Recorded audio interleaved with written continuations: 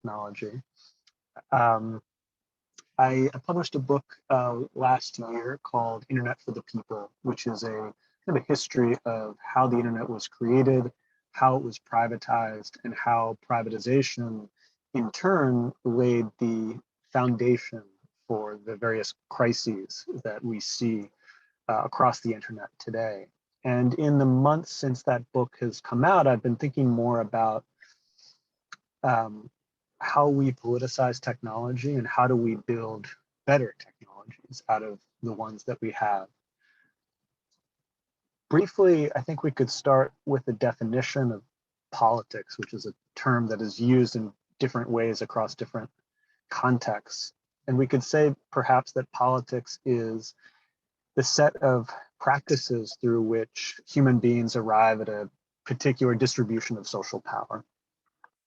And one of the things we know about capitalism is that it tends to be depoliticizing in the sense that it confines politics officially to the state, or really to a segment of the state, and then pretends that all these other sites and spheres of social life are not political. So famously, in capitalism, the economy appears to be depoliticized. It's a space of automatic market forces. We could think of the history of social movements under capitalism as efforts to contest this impoverishment of the political, as attempts to politicize actually more and more of our social life. Labor and socialist movements politicizing the economy, feminist, Black liberation, queer liberation movements politicizing all these other zones of social life, the family, the household, the school. Technology too has been a site of political contestation. From the very beginning, we could think of the Luddites who destroyed the machinery that was threatening to put them out of work as politicizing technology, as taking technology as a site of social struggle. I think increasingly what I've been interested in is how to not just think about politics as a site of political struggle, as a kind of something that we should politicize, but the question, rather, kind of the related question of how do we do politics through technology? Is such a thing even possible? And what I'm thinking of specifically is the effort to build different kinds of technology that encode different kinds of values and perhaps could help us to cultivate different kinds of social relations. There have been various attempts to do things like this in the past. There is the participatory design movement, which has its roots in the Scandinavian labor movement, which involved efforts by workers alongside researchers to build different kinds of machines that would, rather than de-skill, degrade, and displace labor, enhance the worker's life, reward and reinforce their skill. Now, these admittedly have been experiments. For various reasons, they didn't always get very far, but I think they do provide a set of interesting precedents that we can draw on. And I mention all of this because there is a lot of interest currently in building alternative services on the internet. So the reason that I'm drawn to this question in particular is through my experience of various alternative models of ownership and organization on the internet, such as publicly and cooperatively owned broadband networks, cooperatively governed social media sites, worker-owned app-based services, and things like that. So that's kind of the occasion for my thinking here. And I would say, I don't want to go on and on because I want to hear what is of interest and useful to all of you, but I would say just kind of in conclusion, because this is particularly what I've been concerned with, is every terrain of politics has its own specificities that provide constraints and conditions through which politics can be practiced. So if you think about the feminist movement, part of what feminist theorists did was to analyze the specificities of the household as a terrain of politics so that they could understand how they could do politics, pursue politics of liberation in the terrain of the household. And similarly, technology, and in particular, the technological inheritance within which we are forced to work, sets certain conditions and constraints for projects like Mastodon, projects that attempt to encode a different political project into a technical artifact. And sometimes these constraints can be quite difficult, in fact, overwhelming. So how does one navigate that terrain? How does one grapple with the contradictions of working within a technological inheritance that is largely hostile to your purposes? I don't really have any answers to these questions, and they may not be answerable in the abstract, but increasingly this is the set of problems that I'm trying to think through. So I won't go blathering on. I'll pause there and look forward to your thoughts. Thank you so much, Ben. So I think I will pick up on your notion of Mastodon. David Graeber Institute just set up a Mastodon server, and now it still doesn't have any rules. So the idea is like we are going to have assembly about the rules of this particular Mastodon server. And I hope we can build this future assembly upon this one. So whatever we decide could be the good tools to use, then we further could implement and discuss in the next assembly and set other rules in Mastodon. I don't know if anybody familiar here with Mastodon. I think it's amazing that it's going on. But as Ben is here, maybe he can describe what do you think about Mastodon? Why if you find it's important too.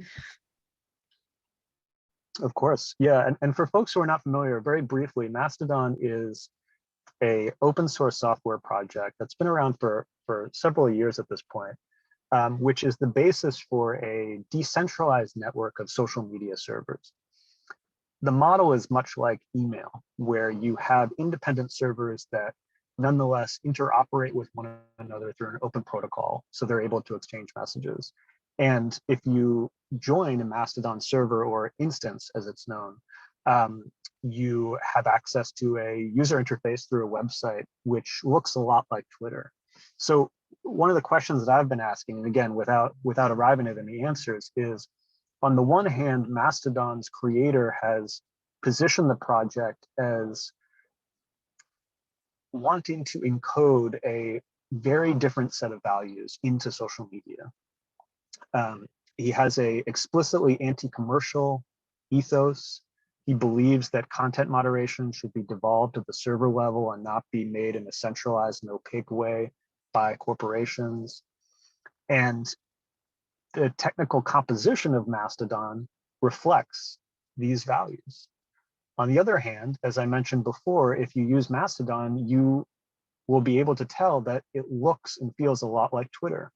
There are feeds, you follow people, there are icons, there are DMs, there are tweets, there's retweets, there's likes, and so on. So the question is there a tension between inheriting the basic architecture of social media as configured by Twitter, while also attempting to pursue principles that are antithetical to the principles around which Twitter has been organized, such as maximizing user engagement for the purpose of ad targeting and so on. Again, I'm not asking this question in a leading way because I think it's genuinely an open question. Mastodon is a fascinating experiment, but it is an experiment. And I think part of the utility of it is that it lets us probe some of these tensions. If somebody wants to comment, I have a comment about Mastodon specifically, but if somebody wants to say, I would not jump. Anyone? Okay, then I want to say about Mastodon, I'm so happy when I saw it's happening because I'm old enough to to be like one of the first Russian bloggers. That happens on LiveJournal. It's was an American server, very heavily populated by Russian, and then in the process of takeover of free LiveJournal by the corporations, that then was bought from American company by Russian oligarch, was used for political purposes. Then it's a very small group of Russian provincial I think student even guys who created a program called NPG that was very much like Mastodon, I think 15 years ago, maybe more, but even more advanced, I think.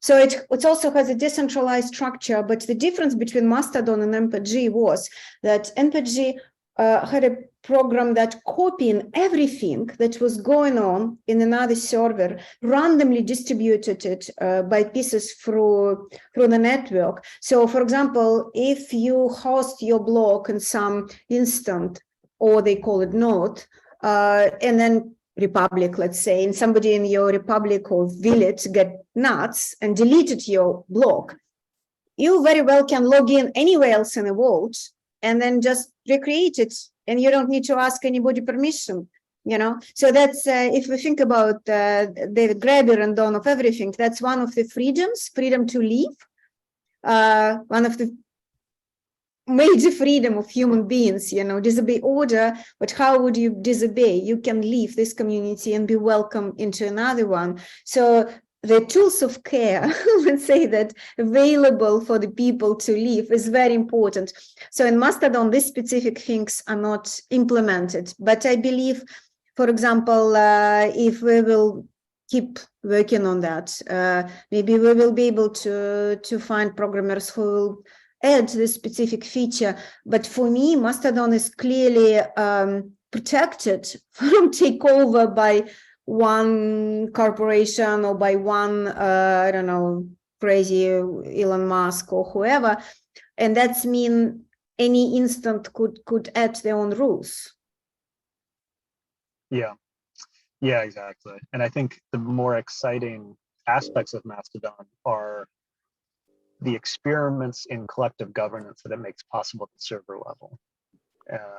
And I think, you know, some interesting and difficult ones, you know, about content moderation, because these become very complex conversations about how do we want to moderate content on our instance. There are often no easy answers to these questions, but there is an opportunity for there to be a democratic, deliberative process around these questions, unlike, you know, on Twitter or Facebook, where those decisions are made behind closed doors and you know, in accordance with the logic of profit maximization. So and I already started to get, it's a very small group of people on our Mastodon, but still there are already complaints. So people writing reports on each other, you know. So there's some, it is writing, oh, like this person was rude to me, you know, he's obviously should be deleted, his account, and so on. So I wonder, like, and I hope in this assembly it will be possible to navigate these roles, but I would be trying to, I would not be the one who will make the rules in Mastodon, but I will try to advocate for as much absence of the rules as possible, you know. So come from the idea that anything that not forbidden is allowed, and forbid as small amount of things as possible. Although on the other Mastodon servers, I see already people are just saying like, we forbid this, we forbid that. And it's all very good things that they forbid, like racism and so on, yeah. But then it's somebody who's decided, what does it mean to be racist? What does it mean to be this or that? And that's I think, and generally would be a problem for me. But because it's a group, it's a lot of different servers, it doesn't matter. You don't like one, you go to another one. Yeah, precisely. I don't want to go on and on if others want to contribute, but I can continue to talk about Mastodon. So maybe I will ask then. I'm so Shambhavi. Yeah, thank you, thanks, Nida. did not specifically want to ask about Mastodon, but since we are on the topic of having some sort of platforms of exchange of all sorts of information, I am curious to hear from anyone who can possibly comment on the platforms that we usually have access to. A lot of varied information tend to, over time, get dominated by like heavily influential people that have a lot of social capital to say, so to say. So over time, we only end up hearing what like a certain person has to say. And over time, it does happen that a lot of people are no longer heard, and therefore a lot of opinions are kind of invisible. I'm curious because there's possibly like a lot of wealth of, I don't know, wisdom or whatever you may want to call it within that untapped potential. And I'm curious as to how we can access that and hear people that we don't usually get to hear from.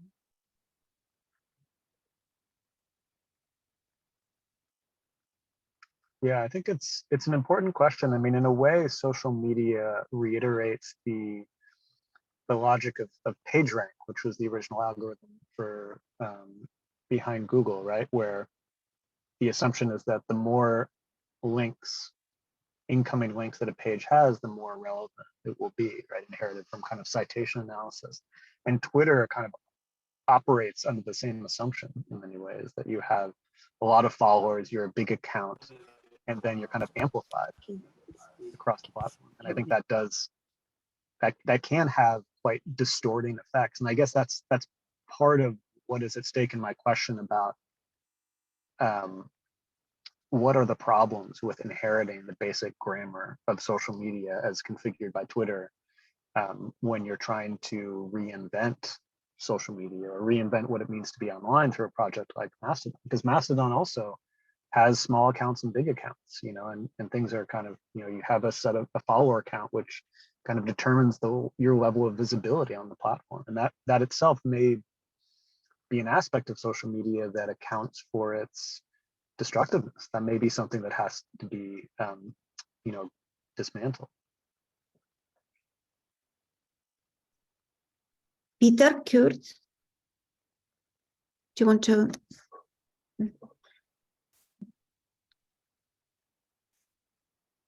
Peter? Yeah. Can you hear me? Yep. I just wanted to add on the notion that because Mastodon is decentralized at the macro level, that it opens up a level of freedom to apply rules server by server that you wouldn't, you know, if you were doing it for the whole community and there were no other options, then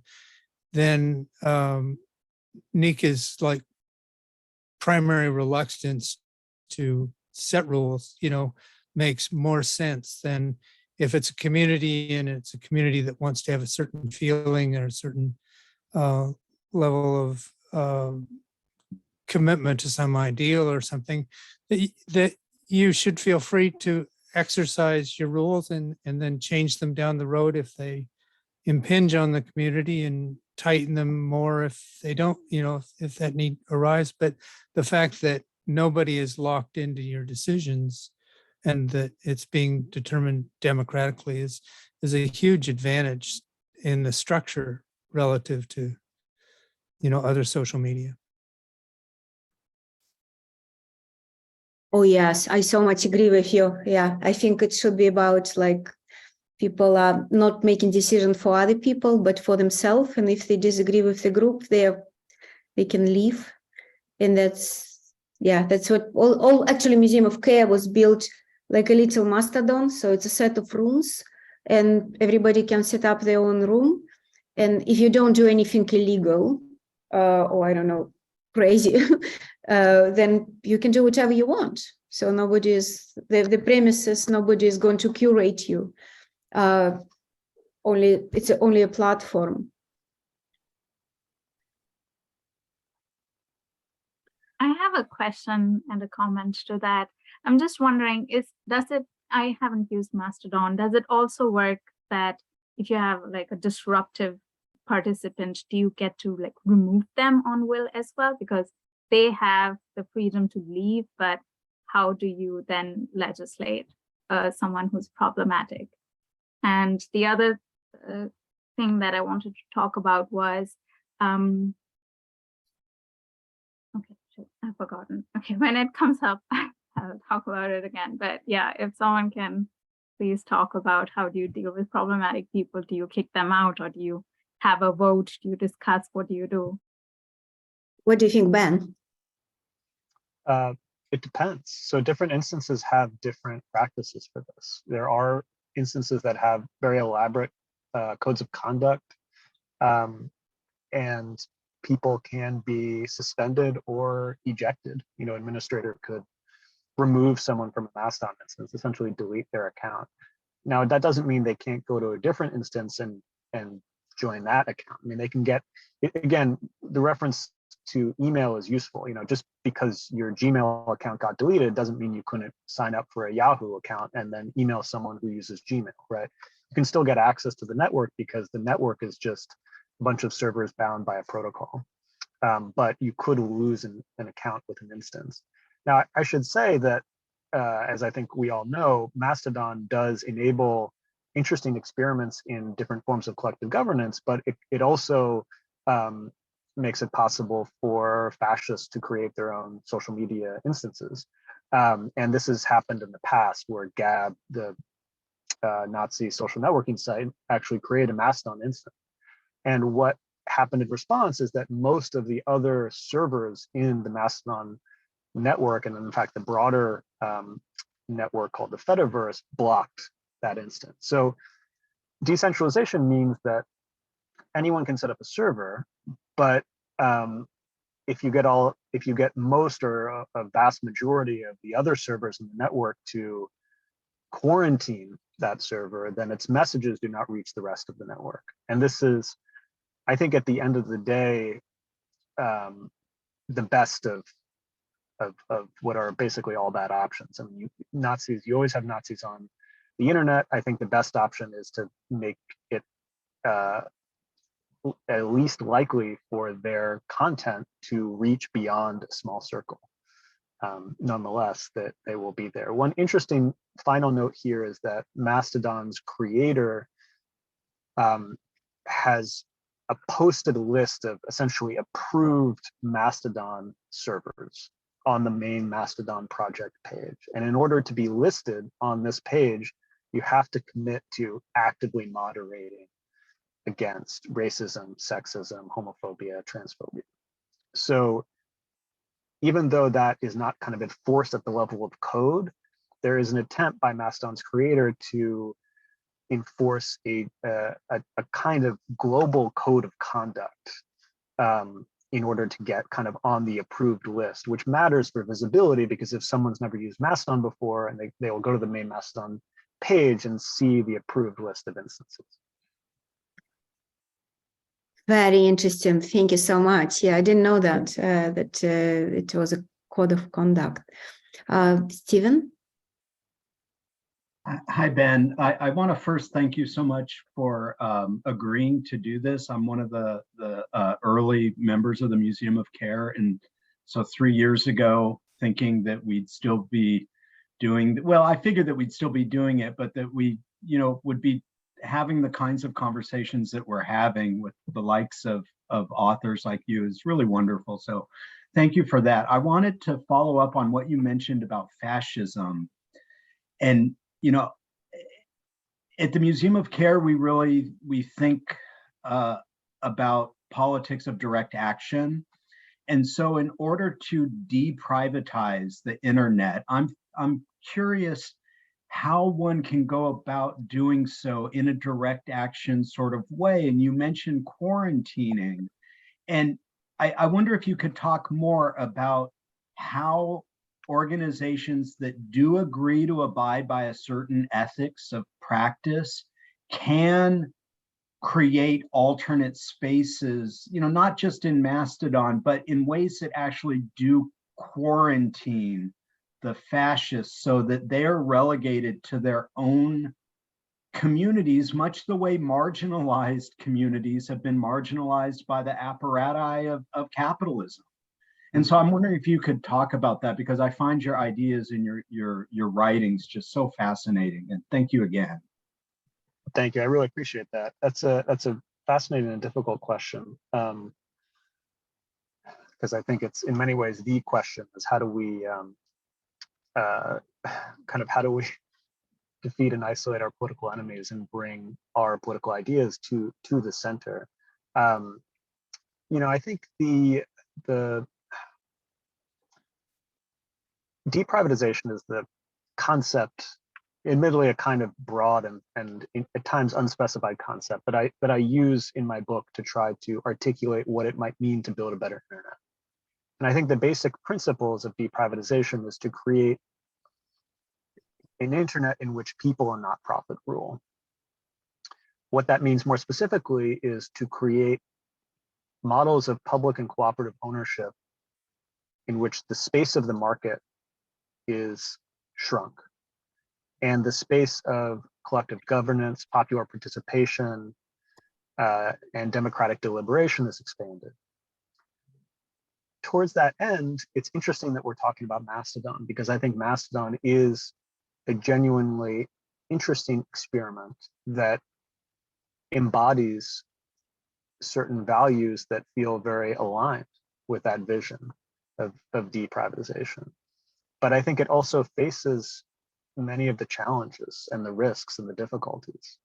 When we create spaces where people have genuine control, and I think that's a vision that we all share politically, you are going to also empower people who are creating spaces that may be internally democratic, but are committed to the proliferation of anti-democratic and in some cases indeed fascistic ideas. And that's, I think, a paradox that we see operating with Mastodon.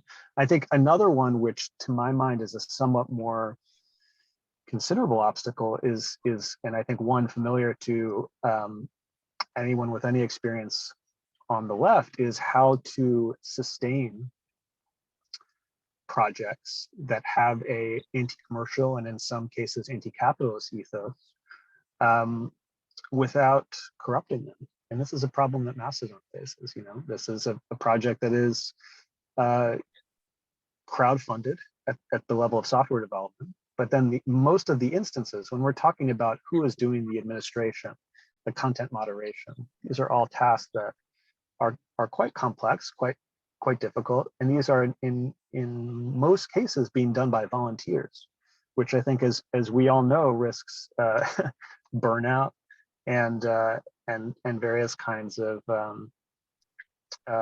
breakdown. So I think in a way, these are not new problems. These are kind of a subset of existing familiar problems, which is how do you build relationships that can sustain organizing communities in a longer term way without burning people out? And how do you build something something new out of the old? I mean, again, I hate to put it in such abstract terms, but that's, building the new world inside the shell of the old remains the challenge and the question. And I think increasingly for me, that has been my focus, is when you have this technological inheritance that is in many ways antagonistic to what you're trying to do, how do you pick it up and repurpose it and turn it towards something better? These are more questions than answers, I'm afraid. If I may enter with my comments, and then maybe somebody else can raise their hands too. Yeah, and then you. So again, talking from my experience in early 2005, with LiveJournal was set up by a high school student from US. His mother, grandmother, I think, and a couple of other people were working in a company. It was altogether 7 people. From the donation of the users, $20 a year, they get $1 million a year. So it was super profitable operation, but they didn't spend any money on policing. So anybody was able to express their opinion, including fascists, including all kind of crazy people, you know, and so on and so forth. Then it was sold to the company, American company called Six Apart. It's become immediately a disastrous business because, you know, 1 million, what is 1 million? It's a salary of one CEO. So if you hire also programmer, you're already losing money. And then the first things they did, they instituted an abuse team, the people who was moderating. And then they started to moderate all kind of content. I remember they first was cracking down, first on the fascists, but then the next one was the community of the American woman who was advocating for the breastfeeding in public, you know, and they were exchanging photos of the babies, feeding the babies with their breasts, you know, and it was like a campaign against them to kind of forbid this horrible pictures and so on. So I believe we should just follow the model of open source that's successfully developing, and the most expenses is not actually in the software developing itself, but in the social arrangements around that, you know. So I think Mastodon or whichever distributed software will be safe if it's just ideologically going into the right direction. So really hoping we can contribute to that. Now I'm giving to Avi. Hi. It was a comment question about something earlier. It's just been popularized recently by Cory Doctorow, which is something which people have noticed and something maybe interesting in Mastodon. I'm not fully understanding of it yet, but like one of the main issues when Nika mentioned earlier about moving away and moving to communities is that most, not just social media, but general emails and so on and so forth, you can't travel with your phone book essentially. So I was just going to reiterate that point, which is over time you're gathering your social network, and it's just very annoying that you can't move that. But anyway, that was just a comment about that. And then I had a question about digital infrastructure being built on the concept of information transmission, which is a kind of old school idea of communication that permeates most education, but is kind of outdated. And I wonder how important it is to keep that in mind, and how people kind of get around that, and what your thoughts were on that, Ben. Yeah, that's an interesting question. Maybe I'll try to reflect on it briefly, and then I'll unfortunately have to leave you all. But thanks again for letting me join. I think it's an interesting question because part of what I struggle with a bit is how do we ensure not only that people have the baseline level of connectivity they need to participate fully, socially, economically, culturally, civically, and so on. You know, we have a kind of, at least in this country, a broadband connectivity crisis, which has quite material impacts to people in terms of their ability to find a job, find housing, and so on.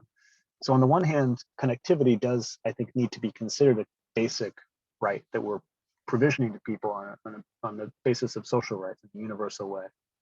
On the other hand, we need to find a way to transform how people connect. And the model that we have inherited from a privatized internet is one in which people use and interact with the internet quite privately.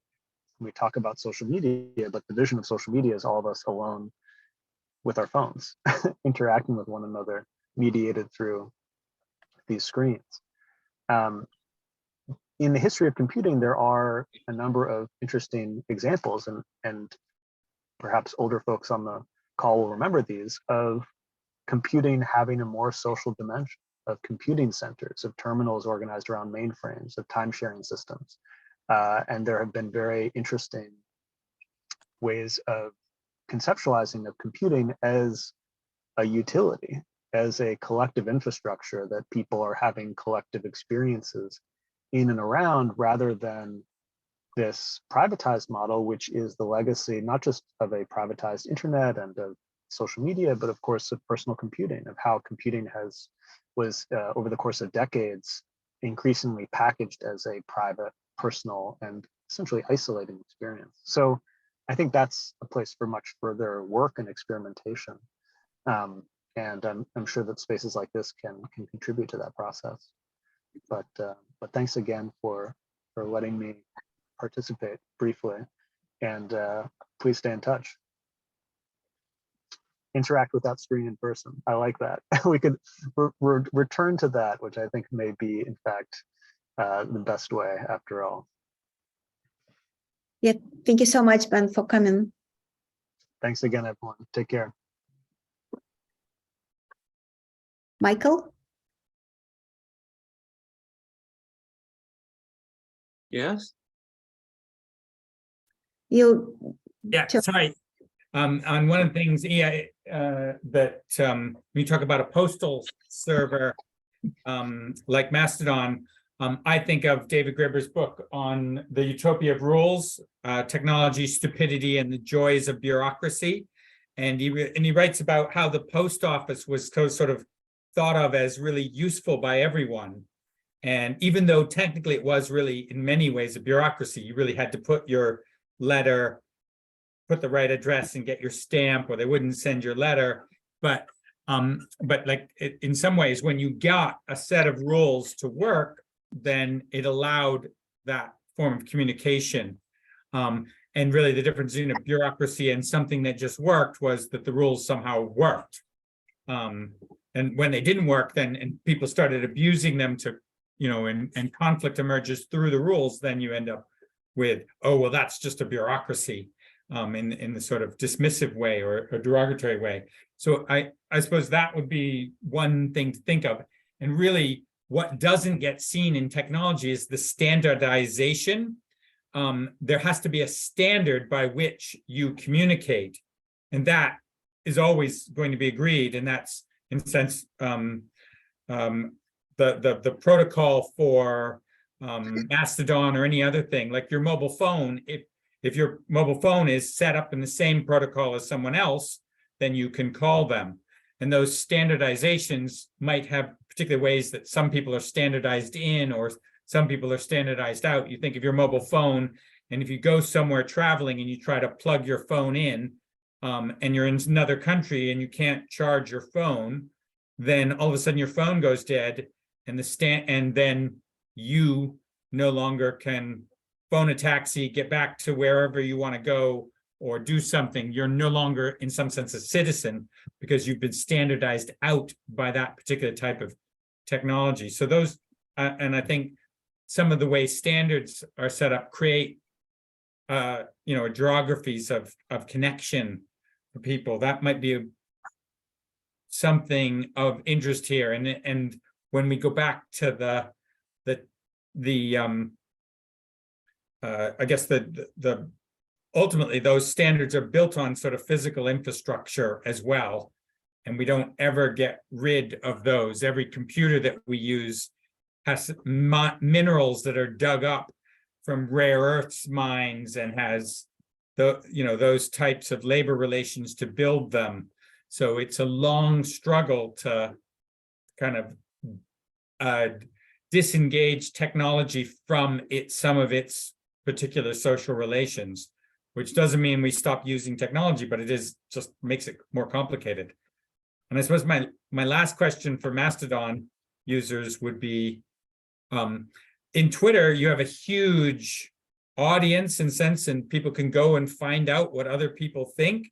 And that's kind of what people use Twitter for, to research people you wouldn't agree with or you don't know. And it becomes that kind of a big, and all of these social media platforms capture audience. And it's great to have a nifty technology that will be great, but if you don't have everyone on it, what value do you lose there? And that's the thing that capitalists have been good at, is grabbing everyone, except for Elon Musk, who's kind of lost a bunch of people. But even so, he's still building on a platform that had everyone. Yeah, Mastodon has this capacity because you can sign up for the people who is technically running their blogs on another instant, and it's quite easy. So you can sign up for the fascist fascist server. So I don't see any reason to ostracize fascist. Actually, I remember that the real good blogging times in the beginning was the early times when it was still not a lot of media there, not a lot of power. So you can meet people from different social backgrounds, and some of them were really obnoxious, and you can talk to them, and that's very unusual in our society.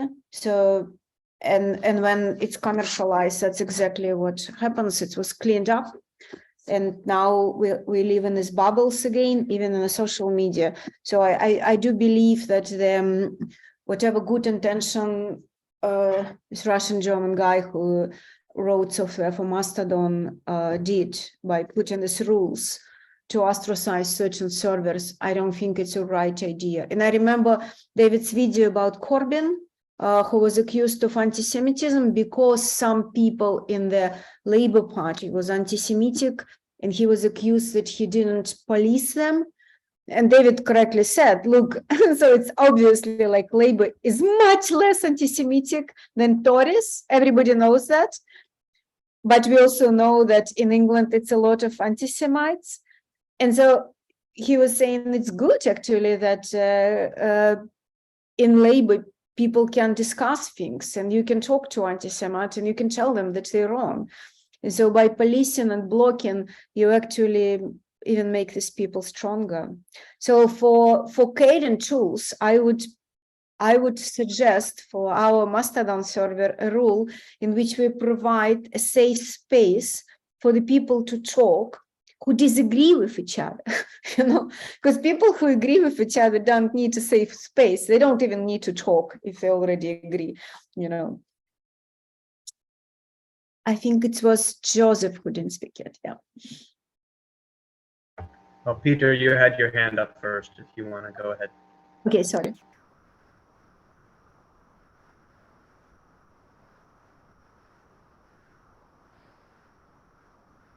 But if not, I can go ahead. I wanted to speak to the topic of moderation. The federated systems like email and Mastodon are really useful because they take the power of determining who is visible and who's not out of some centralized, usually corporate control, and they put that into the hands of the server moderators, the server administrators who run the various servers that exist. Mastodon, for instance, has something like 18,000 servers running that federate with one another. But the problem still remains that if you are a user on a Mastodon instance, whoever is the administrator for your instance has power over you. That a server administrator can determine who you can and cannot see. They basically are a censor for you. And so if you are a user on, say, graeber.social, and the administrators of graeber.social are with including sources who are blocked by other larger Mastodon instances, then you're relatively free to communicate with people who might disagree with you. But if you are a user of, say, mastodon.social, which is the main Mastodon instance with a little over 1 million users, and that Mastodon instance has decided to defederate with a large number of other Mastodon servers, then you're still getting only a partial view of what might be available out there. In other words, you're still at the whim of the people who run the server. And so I'm personally interested in peer-to-peer systems, similar to BitTorrent, which you may have heard of, but other peer-to-peer networks like that, where there is no central or federated authority who gets to determine whom you can and cannot communicate with. So anyway, I can leave it at that, but that's an interesting topic that I think Mastodon and other decentralized federated systems are a step in the right direction, but I don't think they take us all the way there. But so, sorry, because this is like a very concrete proposition, the first concrete proposition for the rules to discuss for our Mastodon server. Maybe we can, yeah, so I would like, maybe you can formulate that and it will be part of our agenda for the Open Assembly in Mastodon, because I would personally totally support this, just to do, even if we don't go to this list of like desirable servers, because we allow anybody, we were not blocking any other servers for whichever reason. We're totally committed for our users to choose themselves what do they want or don't want to read. Then I would consider that will be the first rule for David Graeber Social.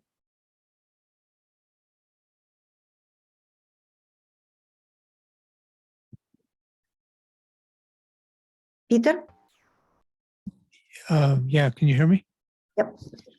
Okay, I just wanted to say something on a totally different tangent, although I agree with what Joseph and Nika are both saying about that, because the individual still, because of the lack of algorithms, the individual still has a lot of control over what their interaction with the global federated community is. But what I wanted to say was about the Museum of Care and the David Graeber Institute site generally.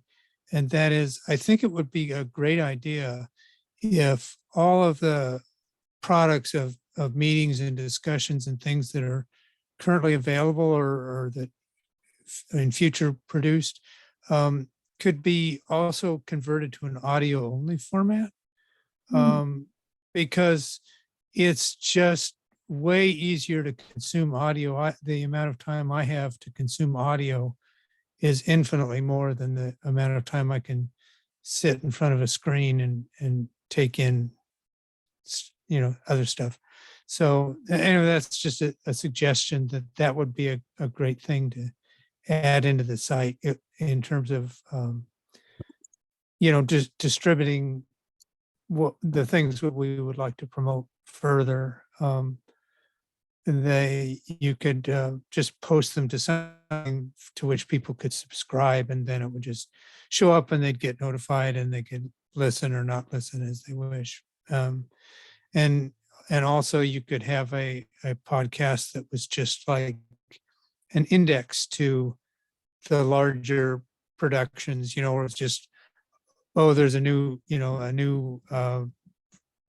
instance of the David Graeber reading room, or there's a meeting next month or whatever, just little bit things that people could consume on the fly, and it wouldn't consume any time, but it would keep them informed and engaged. So those are my two comments. Wow, thank you. That's amazing. I didn't think about that. We definitely should do this. Really cool. Joseph, you holding? Let me just say one more thing. Nika, I don't know how it would work out or anything, but I'm willing to try to help to any sort of technical needs that come up or that you have. I don't know how much I can do, but I do have a technical background and some available time. So let me know if I can help. Thank you. Thank you so much. Yes, we do need a lot of help. It's yeah, I will write you right after the right after the meeting. Yeah. Christian? So I showed up a little late. I'm sorry if I say something that has already been covered, but I've been around the tech industry for the last 20 years, not as a techie, but someone adjacent.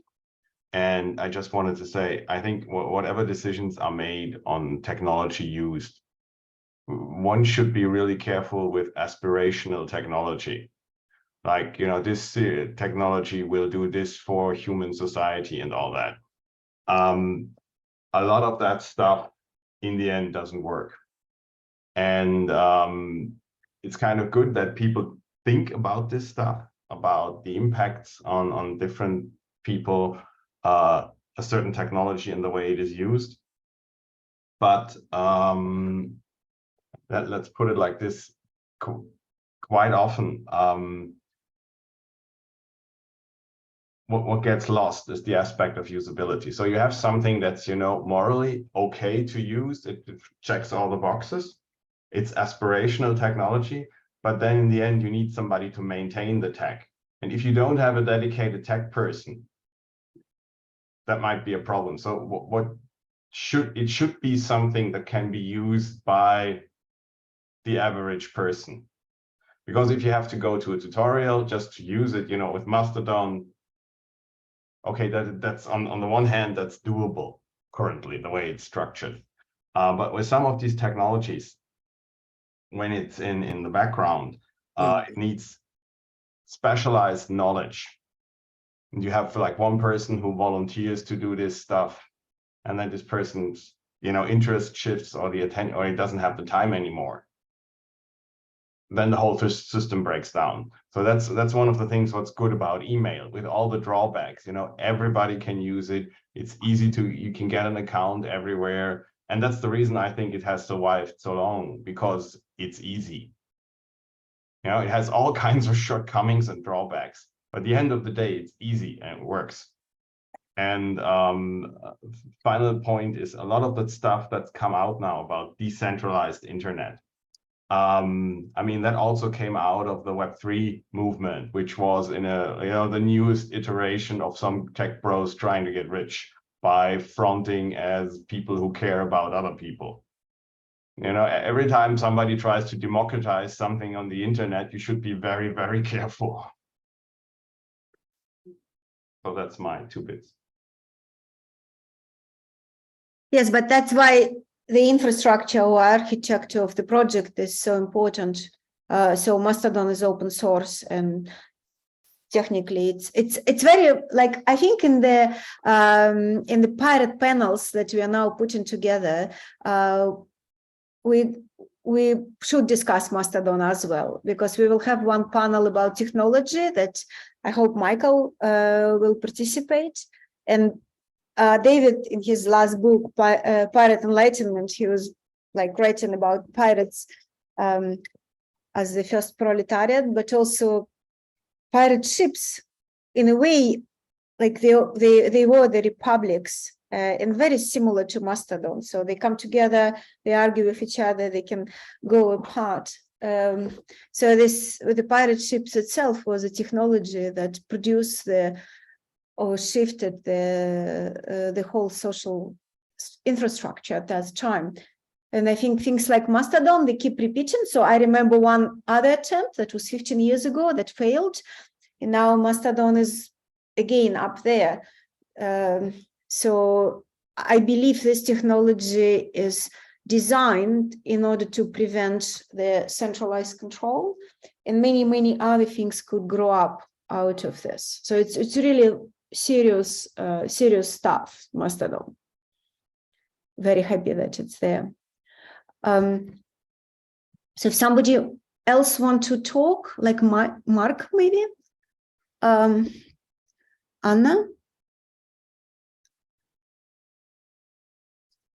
I was talking about the question of not using screens, but maybe it's a side idea I have, I think, about a tool for how can we develop tools for the Museum of Care. But I started researching with IRCAM, and we played a lot of sound games with mobile phones. The idea was to make people start using their mobile phones as objects and not personal objects, but create social life of technological objects and make them circulate. And we designed a lot of games with students where all the phones was in everybody's hands, but they're just used for the sound it makes.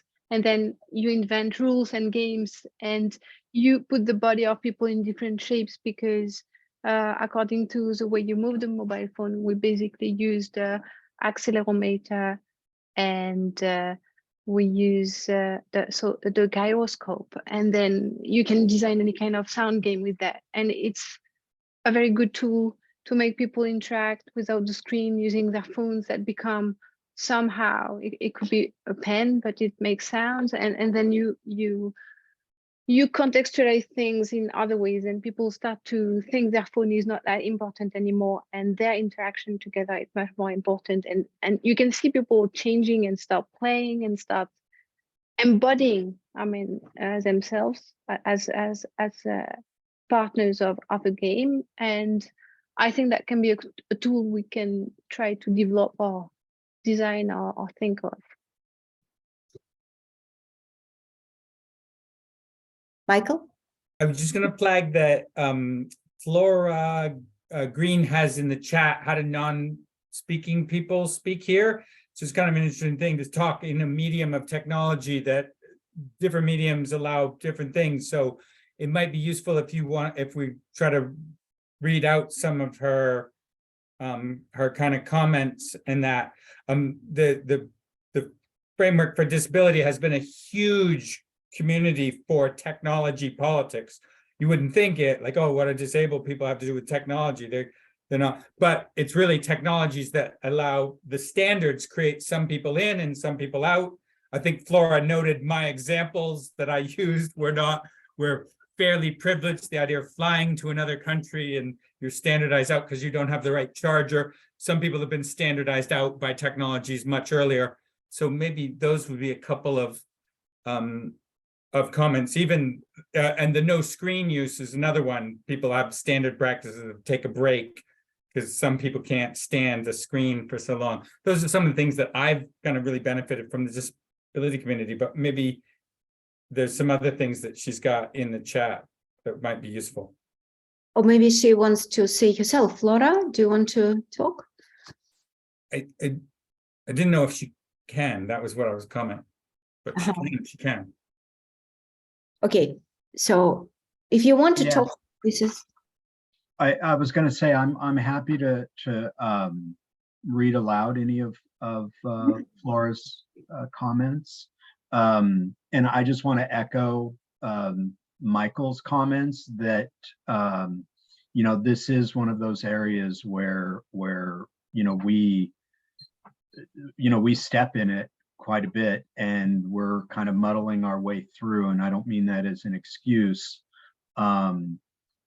We're trying to make accommodations in real time as best we can. So I am happy to provide reading services. We've had others in the past who have been non-speaking, and so they've prefaced by mentioning that and asked us to read from the chat, which we've done in the past. So thank you for bringing that. Yeah, no, you're absolutely right. I'm commenting on real time. This is a community that the Museum of Care has not adequately addressed, and we are trying to, we do have a great deal to learn from the disability justice community. And I hope that you will join us so that you can help us learn. Of course, the burden isn't on you, but any guidance is always appreciated. So thank you.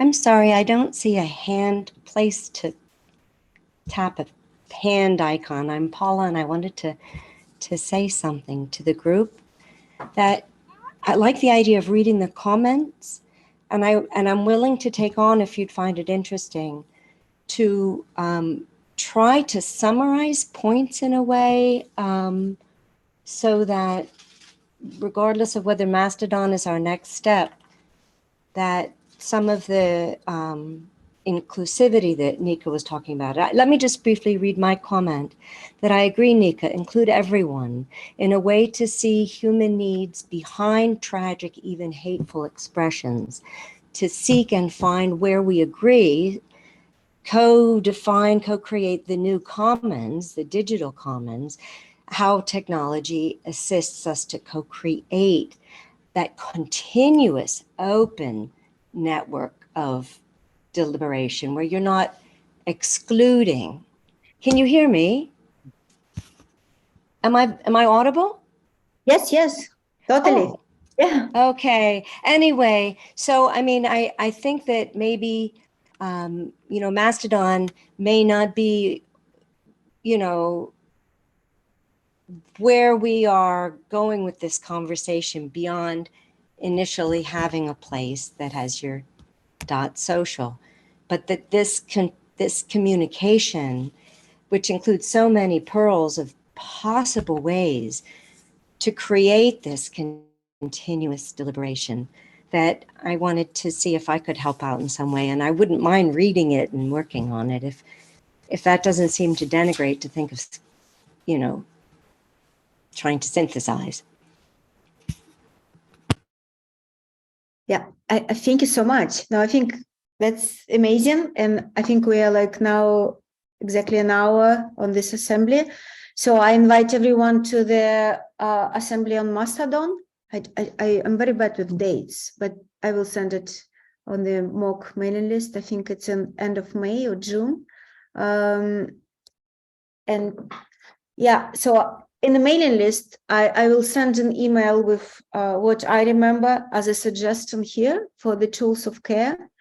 That was several of them, and also suggestion to the rules, to the Mastodon server, and then see how it will goes. And I think it should be a real experiment, the Mastodon.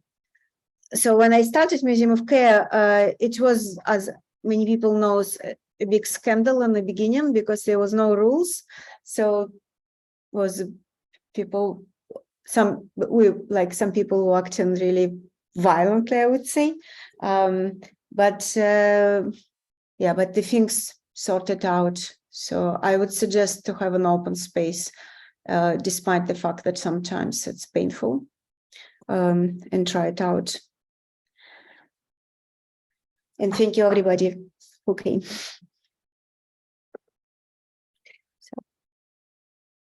Thank you. Bye.